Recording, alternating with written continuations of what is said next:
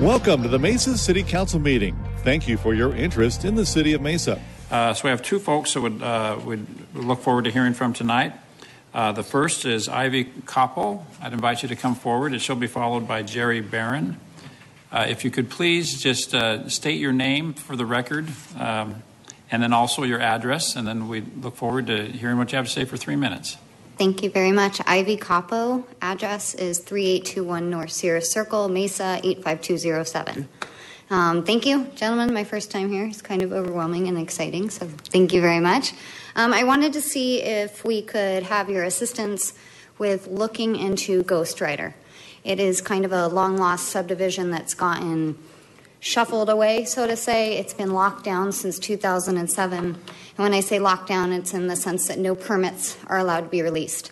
Nobody can build currently, and selling is really not an option just because values have been so hurt in there. I really want to see if you guys will look into the annexation that took place. Sorry, I'm a little nervous. But when I look at the annexation and kind of what our current rules are in the state and what our current rules are in the city, and annexation is supposed to have an annexation development agreement, and it's not there.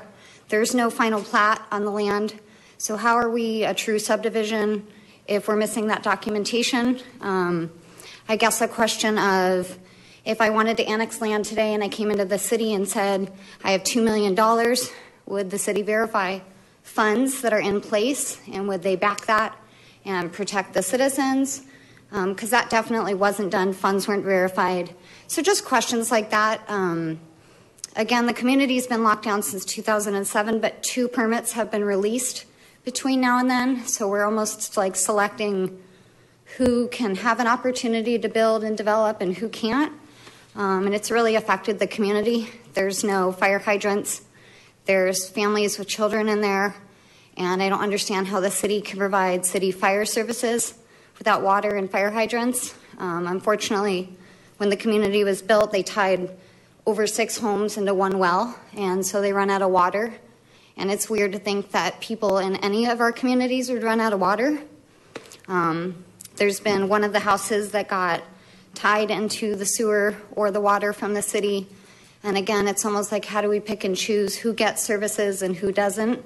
It seems that an annexation is saying, yes, we're agreeing to give you all your services, fire, police, water, sewer, but this community is not allowed to have that until, of course, they bring up the subdivision. The subdivision never had infrastructure, so there's no roads, lights.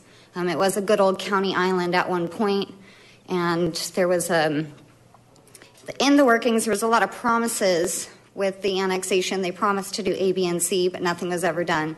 And so I guess that's my other questions too, is if conditions haven't been met over an 8-9 year period, how long does the annexation, is it valid? Can it stay intact? And if you guys could all look into it, that'd be fantastic. It'd be great to fix the community, help all the owners that live in there and future people for development. Thank you very much. Thank you. I'm impressed that you ended exactly on time. I was like watching the clock and I was so nervous. I was just thinking you had this innate, wonderful ability to internally know when to stop talking, but that was still impressive. Thank you. Thank you. We'll look forward. As you may have heard, we can't respond directly to the concerns you raised, but as you know, we have meetings scheduled with you, so we look forward to working with you. We appreciate it. You bet. Thank you. Thank you. Mr. Barron.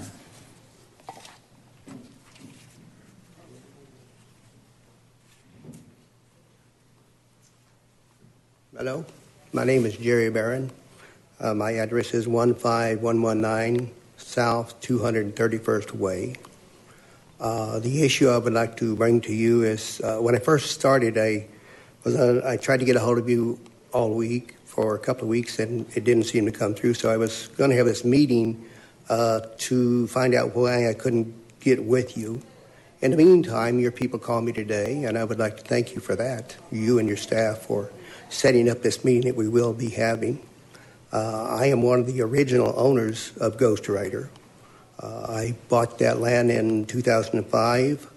We're now into 2014. The problems I've had with the land is no development, no growth, no anything, except taxes every year.